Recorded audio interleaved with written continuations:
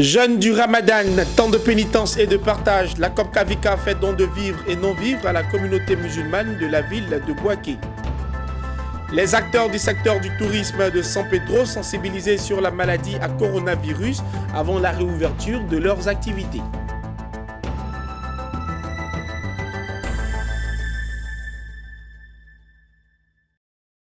Merci de nous rejoindre pour le journal sur Business 24 Africa.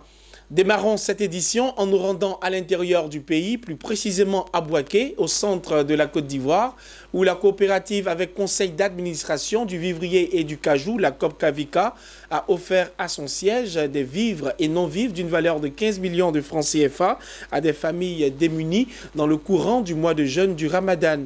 L'occasion a été saisie par cette coopérative agricole pour sensibiliser les populations sur la maladie à coronavirus. Le reportage est de Tio Chang, commenté par Hervé Blayon.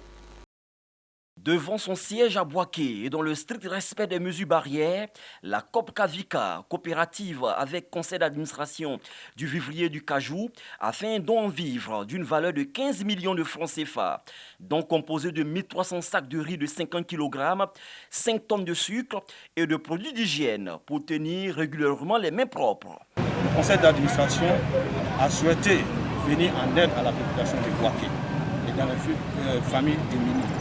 Donc nous avons décidé de faire un don de vivres et non-vivres pour soulager les familles en détresse. Ce don a été réceptionné par le représentant du préfet de Bouaké afin de le partager à l'ensemble de la population. Un geste qui vient à point nommé.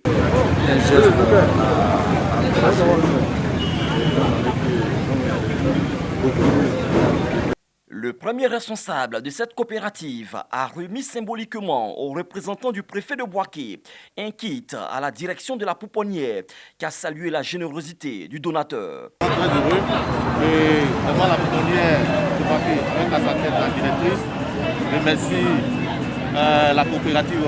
Après cette action de portée sociale, la COP Kavika offrira 2 bœufs aux pensionnaires de la prison civile et du camp pénal pour les célébrations de fête de Ramadan.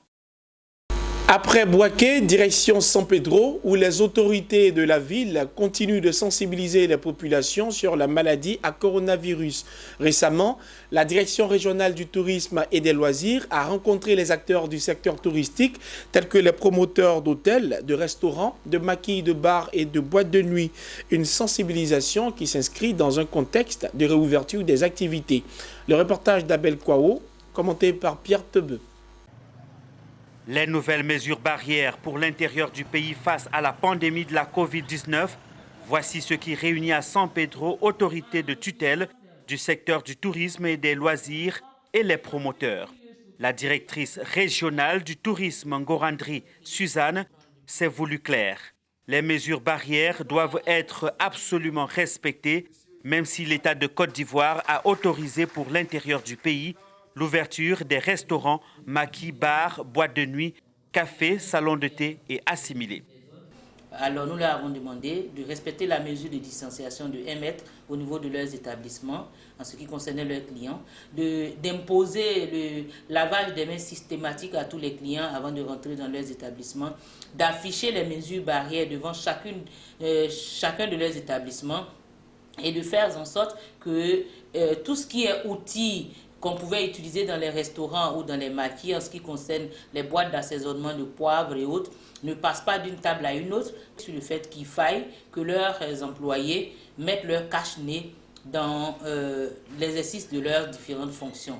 Pour cette sensibilisation, la directrice régionale du tourisme et des loisirs de San Pedro avait à ses côtés le directeur régional de Côte d'Ivoire PME et le directeur régional de la santé et de l'hygiène publique. Tous sont revenus sur les dispositions prises par le gouvernement et le Conseil national de sécurité pour contrer la propagation de la Covid-19.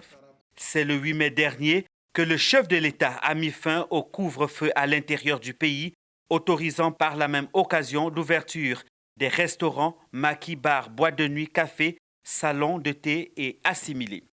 Pour le Grand Abidjan, le couvre-feu a également été levé ce vendredi, mais pour l'heure, seuls sont autorisés à exercer les restaurants et les maquis. Depuis le début de cette crise sanitaire, le gouvernement ivoirien ne cesse de faire le point de l'évolution des mesures de sécurité prises pour freiner la propagation du Covid-19. Ce vendredi, nos reporters Corona Sekongo Kofi et Tima Traoré ont pris part au point de presse des autorités gouvernementales. Suivez. Port-Boué abrite une forte population vivant en majorité de l'informel et dans la promiscuité, avec un revenu et un habitat précaire.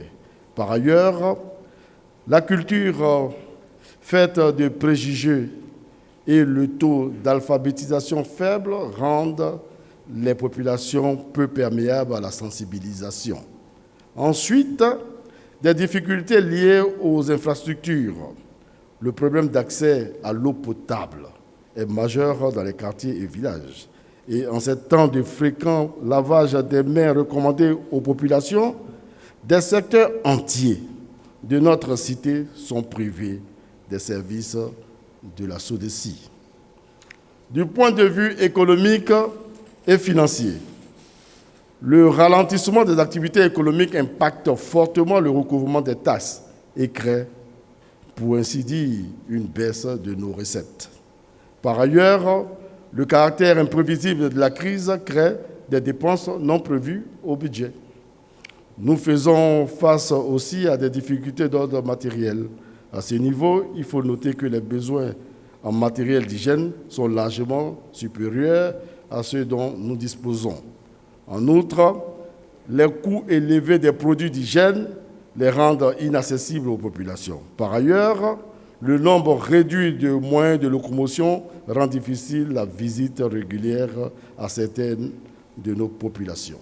Quand on a quitté Bassam jusqu'ici, tout le long, monsieur le maire, aucune mesure sanitaire n'était respectée, pratiquement. Depuis Bassam, en passant par Gonzagueville, jusqu'à Biafra, en pleine journée, il y avait Maracana sur l'espace, je ne sais pas comment on appelle, il y a un espace vide là où il y a des arbres. Là. Il y avait du Maracana qui se jouait là. Les gens étaient attroupés, même ici. On a vu des enfants jouer au Maracana. Bon voilà, cette lutte-là, nous avons dit, on ne peut pas la gagner seulement avec le gouvernement d'un côté et puis la population de l'autre. Ce n'est pas possible. Ce n'est pas possible. Tant qu'on n'a pas intégré que d'abord, c'est la population, ensuite le gouvernement, ou les deux ensemble, si on ne marche pas ensemble dans ce combat-là, on ne peut pas avancer. Si il nous arrivait de constater que nous reculons par rapport aux résultats obtenus, qui étaient globalement satisfaisants, qui depuis donc le 21 avril jusqu'à aujourd'hui ont maintenu la sécurité sanitaire de tout l'intérieur du pays, si on doit revenir, parce que les individus se sont amusés à ne pas respecter les mesures sécuritaires et sanitaires barrières mises en œuvre par l'État, mais il a été clair dans son message, dès qu'un cas va apparaître dans une région à l'intérieur du pays, on revient sur toutes les mesures restrictives antérieures. Au Sénégal, le secteur du transport aérien fait partie des plus durement touchés par la crise sanitaire du Covid-19. Selon un rapport de l'IATA, entendez l'Association du transport aérien international, le nombre de passagers a chuté de 2,6 millions de personnes, ce qui pourrait avoir des conséquences dramatiques. Tout d'abord, la situation entraîne un manque à gagner de 330 millions de dollars dans le secteur et pourrait affecter le PIB à raison de plusieurs centaines de millions de dollars. 156 200 emplois sont également menacés de suspension. L'IATA a proposé un certain nombre de mesures pour soutenir le secteur, notamment des prêts et des exonérations fiscales. C'est la fin de ce journal. Merci de nous avoir suivis et très bonne suite de programme sur votre chaîne panafricaine d'information économique.